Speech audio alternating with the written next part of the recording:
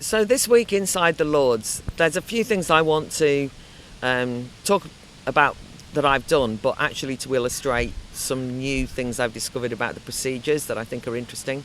The first thing to mention is that last Friday, which was after I reported last, there was a big day of debating the assisted dying bill. And I think I tweeted that it was one of the best days that I'd had in the Lords because it was a packed house, over 150 people, 150 speakers, 8 hours of debate. We only got 3 minutes each. But what's interesting on the procedural point was that it was a private members' bill that started in the Lords, which is an unusual thing, but you can put in to have a piece of law change, and if you're selected, then they have to debate it, and they have to be quite modest law changes. This is a modest law change, but with major moral implications. But it was a law change which most of the private members' bills in the Lords, they just are a debating chamber, nothing happened to them. In this instance, because Matt Hancock, when he was the Health Secretary, had given a nod of approval to it, there was some concern the government might go along with it. Now they are saying they're going to keep out of it, but it will go through the procedure of the House of Lords.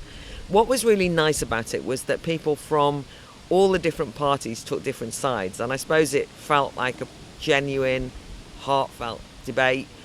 Fantastic speeches by lots of people, sometimes very emotional because of the nature of the issue.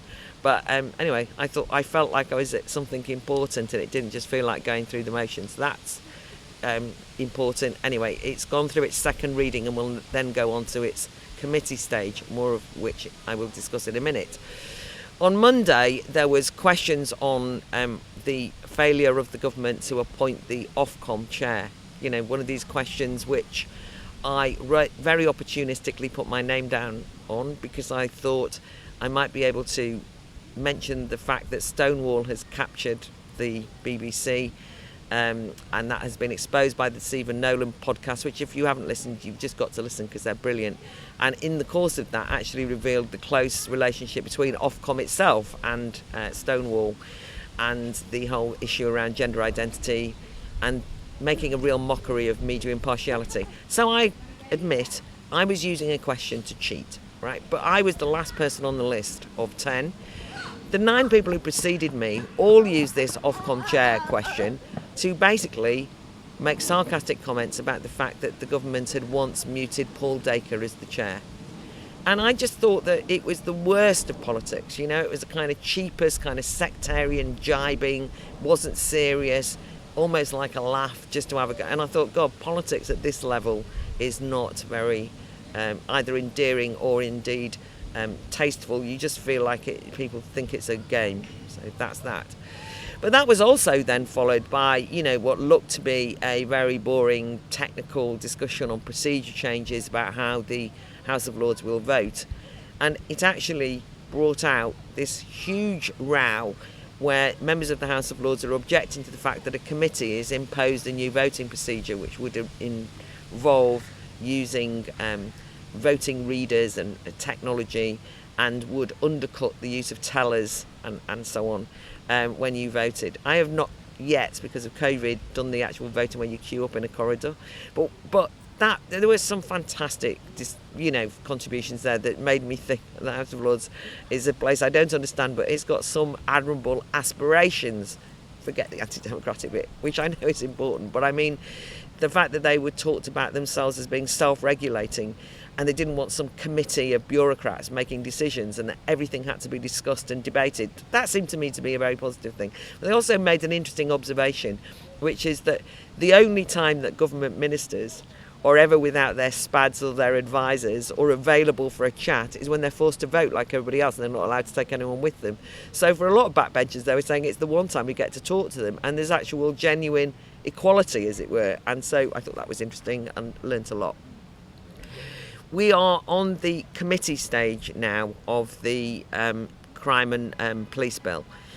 I wanted to just say something about committee stage because it's interesting now that the COVID regulations have changed a bit, because you get to see something.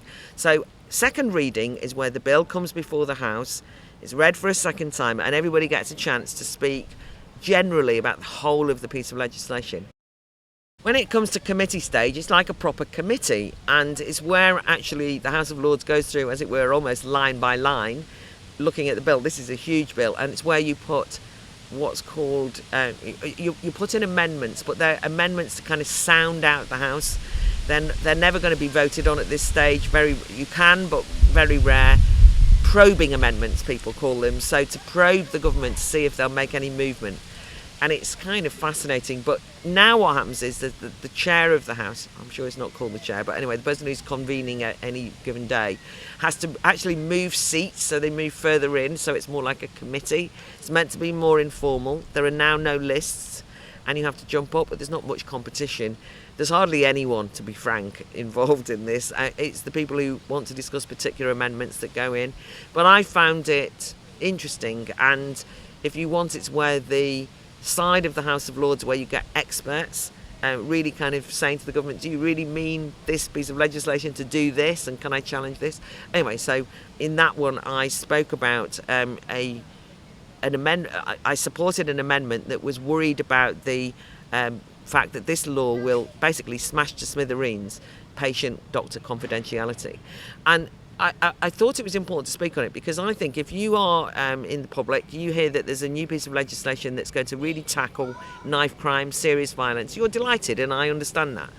But you might not know that there's a lot of clauses in that will say, for example, that the police can just go and demand any data or information on the basis of tackling serious crime or the threat of serious crime from youth workers, from any government agency, from teachers.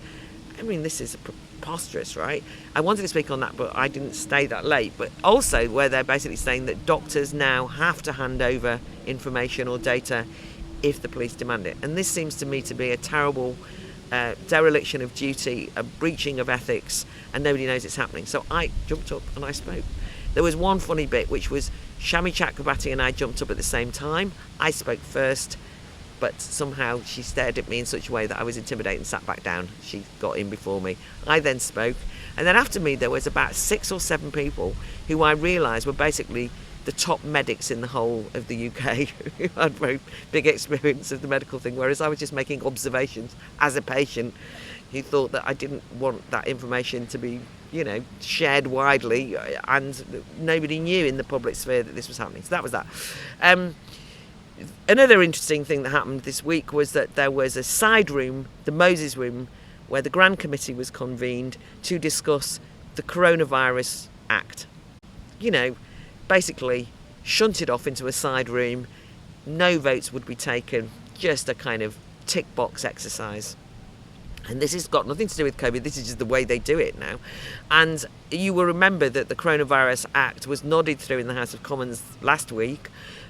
The Speaker there said that the House was not of the mood to vote, and it was a disgraceful exhibition. And I know that David Amess had been murdered and so on, but you always have to have a vote on something as important as that, even if it was just a technicality, because they knew they'd get it through.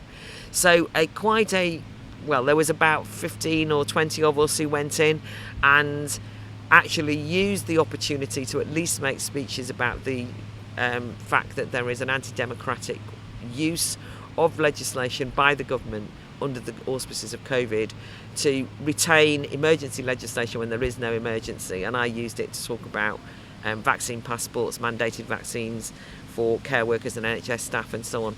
But it was interesting that it was a side room. But there is a new health minister, Syed Kamal, and I have to say he replaced Lord Bethell, who was very much Matt Hancock's sidekick, and I didn't find very empathetic when it came to issues of freedom. And Lord Kamal is much more prepared to listen and take it into account. But, we were just ticking boxes, but I thought it was worth doing. And actually the film of that has gone pretty viral, so I think it was always worth doing. And the final thing I wanted to discuss with you in terms of procedure was that last night I was in the House of Lords till very late because I'm waiting to speak on the non-crime hate incidents amendments put forward by Lord Moylan and others in the Crime and Police Bill. And it kept being delayed and delayed and delayed, and I was told that it would definitely get discussed before the end of the day, but it wasn't. But I happened to be sitting there when there was a discussion about digital strip searches, which is the fact that the police can take your phone if you are charged with anything or even just arrested, and also even if you report a crime, and basically have access to all your information. I didn't think I would speak on it because I knew that everyone in there, to be frank, on civil liberties issues, people like the Lib Dems and some of the law lords are very good. Don't need me to just speak for the sake of it. I don't want to just do it's like virtue signalling. So I knew that those things would be covered, and the briefing by Big Brother Watch was brilliant, but I knew everybody else would do it. And that was fine. And then I started to feel very uncomfortable because the main emphasis that everyone was placing on the problem of digital strip searches was on victims having their phones taken. And they kept saying, especially in rape and sexual abuse cases, victims have their phones taken.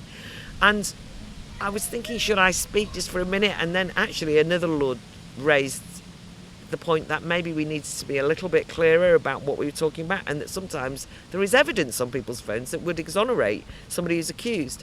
And the minister in her reply was rather glib. But now that I thought very glib and everything's victim-centred justice these days. But I then realised that because we don't have COVID, that I can actually interrupt the minister.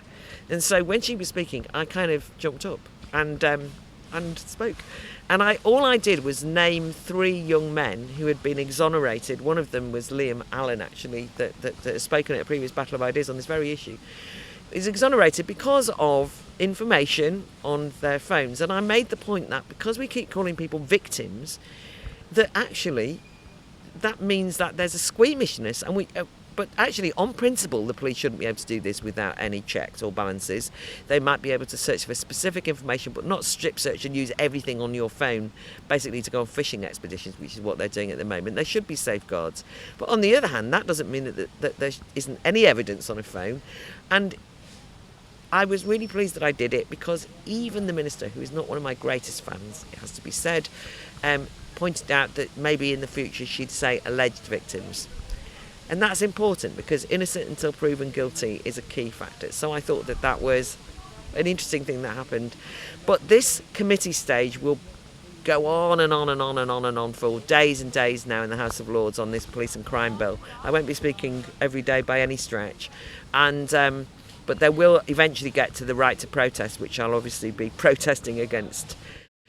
One thing I wanted to clarify is I know that the country voted for the Conservatives, and one of the key things that was in their manifesto was, for example, clamping down on law and order, and once you're put in jail for a certain amount of time, you shouldn't then be let out early. And I get that. I am much more liberal, right? I'm a kind of prison reformer type. I don't like the idea of putting people in prison and throwing away the key. But I'm not going to object to a lot of that, because I feel as though the government have got a democratic mandate for it. What I'm going to do is I'm going to speak on those parts of the bill that I think the public don't realise are being used in the name of some of those clampdowns, and also the right to protest, which was not in the manifesto and which they've actually only added since the ban on protest during COVID, and I think that therefore there's no democratic mandate for it. So I'm prepared to speak on those things. So just to clarify that. Then I suppose just finally to say to you, I've noticed that there's now lots of people visiting, school parties, all sorts of people visiting. So I've kind of tentatively started having guests in for a cup of tea and in for a cup of coffee.